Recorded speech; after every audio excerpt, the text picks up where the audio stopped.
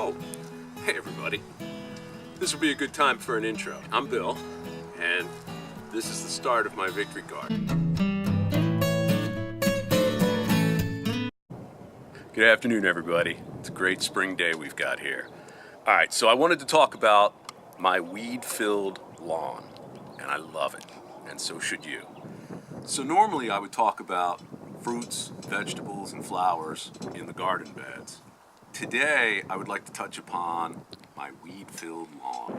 It's very important for the garden. So, our lawn is not sod or turf. It's not perfect Bermuda grass. It's got weeds in it. It's got dandelions. It's got clovers. And it certainly has grass. So, this is the first source of food that the bumblebees are going to be attracted to.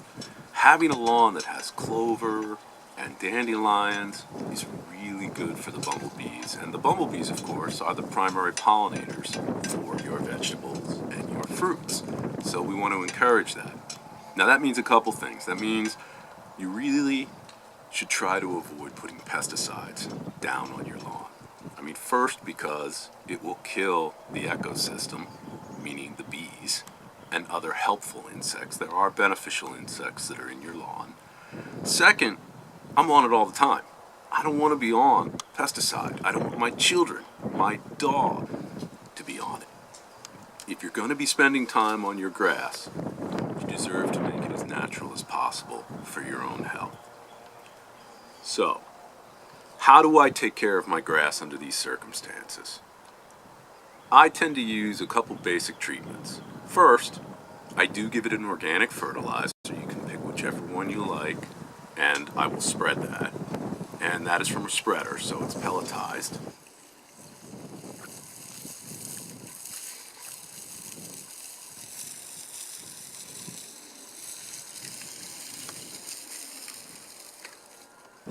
Also, I will do lime. A lot of times you need to figure out the pH of your grass. And figuring out the pH of your soil in general is a very important point of information to know. Under that would be acidic. Above 7.0 would be alkaline.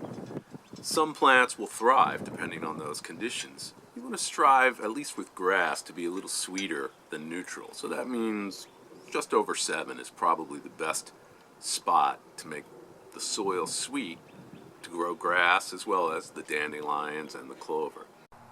So another word on treating your lawn with pesticides and the dandelions. We actually eat the dandelions. We pick them, we batter them, and we fry them, and you get fried dandelions. The trade-off with not putting pesticides down is that we're in New Jersey.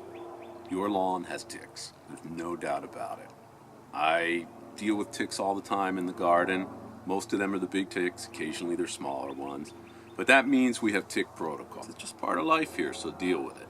So as regard ticks, you can, if you really have to, you can treat the lawn with all natural pesticides. One thing I use, which I can show you later under a different segment, is garlic barrier. This is 1,000 times concentrate of garlic juice that I can then blend with water and spray on the lawn if I need to.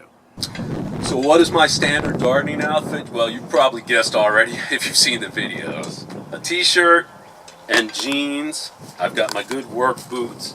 The jeans go over the top of the boots.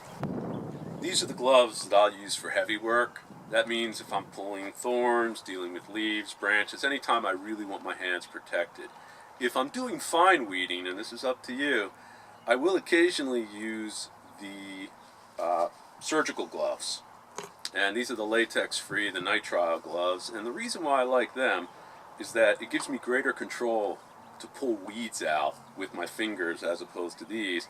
Also, we do have a little poison ivy and a little poison oak, and over the years I've had horrible cases and I've had light cases, and I find the best way to avoid getting it is to cover my hands. So those are also very helpful when I'm pulling out weeds, so thus the hand protection.